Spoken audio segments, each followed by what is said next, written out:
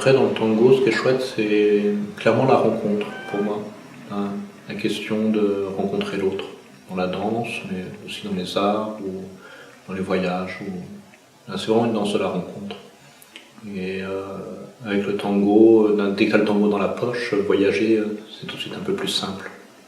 C'est-à-dire que tu vas à la milonga du coin, dans la ville où tu es, il y a toujours un endroit où ça danse le tango. Et dès que tu arrives, au moins tu as déjà la musique que tu connais, ça ne change pas. Les pas sont tous les mêmes, les variations sont mondialement standardisées. Et donc très vite tu rentres en relation avec les gens sans besoin de parler ou quoi que ce soit, avec des gens locaux. Au travers de ça, très vite, tu rencontres vraiment les gens de la ville, des singularités que tu n'aurais pas rencontrées en tant que touriste. Et donc avec ça, j'ai beaucoup voyagé en Europe, dans des festivals, dans des milongas singulières, des univers divers et variés. Et le point d'entrée était souvent le tango, effectivement. Quand tu regardes un peu plus loin, je suis dans la même démarche dans la gravure que dans le tango. Ça, je m'en suis aperçu en exposant le travail, en fait, à force d'en parler dessus et réfléchir sur ce que je produis. La gravure, c'est la création d'espace. Je construis l'ensemble en retirant de la matière, en construisant de l'espace. Je crée l'espace pour faire surgir le sujet. Et la colmena, je crée de l'espace pour faire surgir des sujets. C'est le même lien.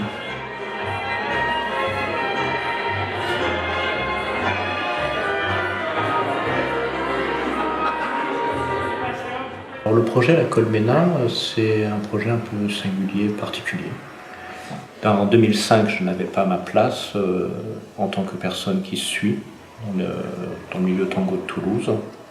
Donc ça arrivait très rarement que les hommes invitent à guider, que quand il y avait déficit de femmes sur la milonga, ou que c'était en fin de soirée, que c'était un pote et que les choses étaient très claires, que ça n'amenait pas de quiproquo.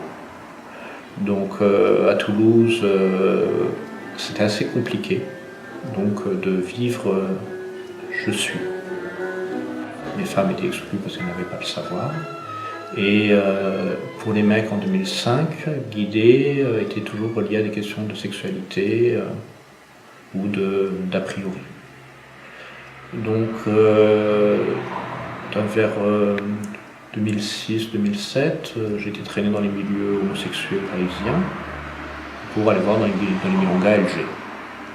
Et donc dans les milongas LG, il était possible de se faire guider, mais quand la question de la sexualité émergeait, et que je disais non, a priori je suis hétéro, moi, ça ne m'intéresse pas plus que de la danse ici, je n'avais plus ma place au sein de la milonga. Donc je n'ai pas réussi à trouver ma place dans les milieux LG à Paris. Donc j'ai laissé tomber l'affaire et c'est qu'à Berlin que la question est ressurgie. Clairement, en fait, j'avais une amie berlinoise qui était des milieux queer berlinois et qui m'incitait à aller réitérer l'expérience de danser dans les deux rôles dans des milongas queer à Berlin. J'ai été accepté en tant que personne qui guide et personne qui suit, et la question de la sexualité n'avait pas d'ordre à se poser ici.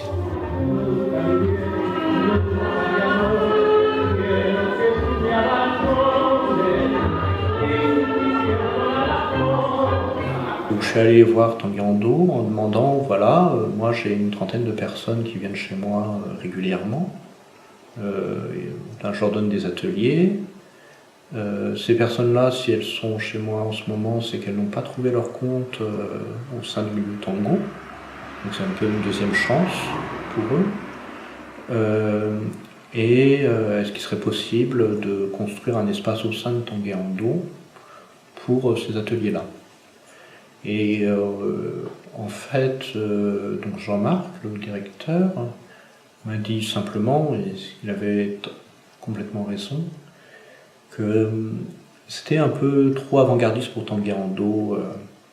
Donc avec la Colmena, donc il a émergé plusieurs sous-projets. qui sont plus ou moins liées avec mes activités artistiques, pour essayer d'ouvrir le tango à des univers plus larges en fait, simplement. Après, ça reste qu'un tout petit projet à Toulouse. Mais après, la Colmena a quand même réussi quelque part. Dans ça, je suis très surpris en fait. C'est-à-dire que rien n'a bougé sur la question du genre en presque 10 ans. Et il faut qu'il y ait une association qui dise ouvertement, nous, on fait des ateliers où la question du genre, c'est pas un problème, et on est au-delà de ça, pour que autour, les associations se mettent à se poser la question.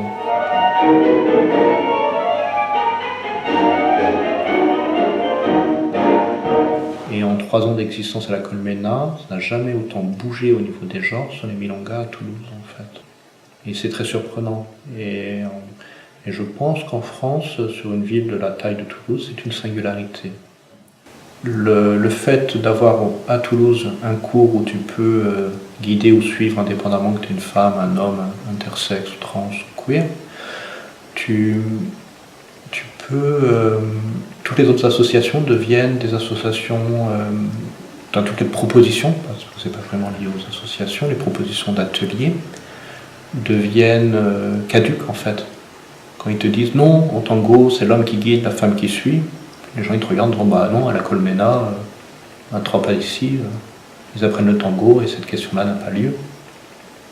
Et c'est vous là qui êtes un peu court d'esprit. Et donc ça crée un contrepoids. Mais par contre, on n'est pas en opposition. C'est-à-dire que, et je pense que c'est le danger qui pourrait faire capoter le projet, c'est-à-dire se dissocier de la scène institutionnelle. Dans ce cas-là, on deviendrait une branche à part entière qui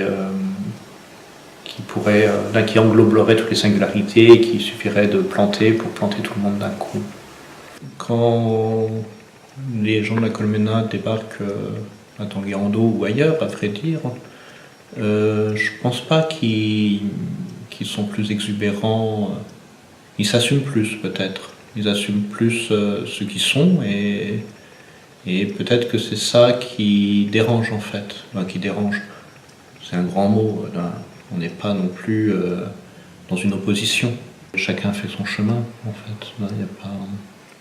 Enfin, c'est aussi chouette les gens qui sont qui maintiennent ce tango traditionnel, on va dire ça comme cela. C'est un côté qui est absolument fantastique aussi. Mais je suis persuadé que ça peut cohabiter. Et ça serait bien que ça converge à un moment. Il y a beaucoup à y gagner en fait. J'en suis persuadé. Mais après, il faut expérimenter.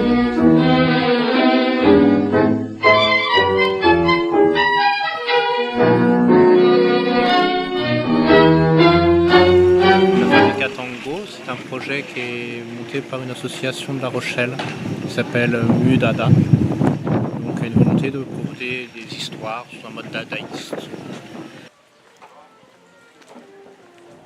On va faire du tango. On va essayer de trouver le moment où ça se passe pour rentrer dans l'espace de danse. Attention, on ralentit. On va prendre le bateau, on fait des touristes. On a pris un billet simple pour aller sur les milongas. On va pouvoir danser le tango. Ouais! Quand tu ne trouves pas ta place ou quelque chose te blesse dans le milieu, tu ne trouves pas ce que tu cherches, tu n'as pas beaucoup de choix, clairement. Soit tu lâches l'affaire et tu changes de milieu, il y a tellement de choses à faire qu'on trouve toujours des places à des endroits, soit tu proposes une alternative. Et c'est comme ça que j'en arrive aujourd'hui à monter des projets, des soirées ou avoir des actions artistiques qui sont assumées comme politiques. C'est une proposition de rêve, c'est tout. Plus le temps avance, moins j'ai de certitude sur l'objet. Tu vois, même quand tu démarres, le tango souvent réduit ça à de la danse. Et il y a de la poésie, il y a de la musique, il y a de la danse, certes, il y a une histoire, Quand on sait tirer l'histoire, tu tires l'Argentine, tu tires une langue, tu tires une culture, tu tires tellement de choses au travers du tango que c'est loin d'être neutre, cette matière. Et quoi que je fasse, moi je ne serai jamais tango. Ben, je ne suis pas argentin, je n'ai pas les racines de, j'aime la musique, j'aime la danse, et pourtant je suis dans le milieu. Ce qui montre que c'est quelque part une sorte de pâte à modeler où tout le monde peut y trouver sa place en fait. Ce cri en même temps, si violent et si tendre, ce chant presque oublié, ce tango de demain, ce soir en l'écoutant, je me sens argentin.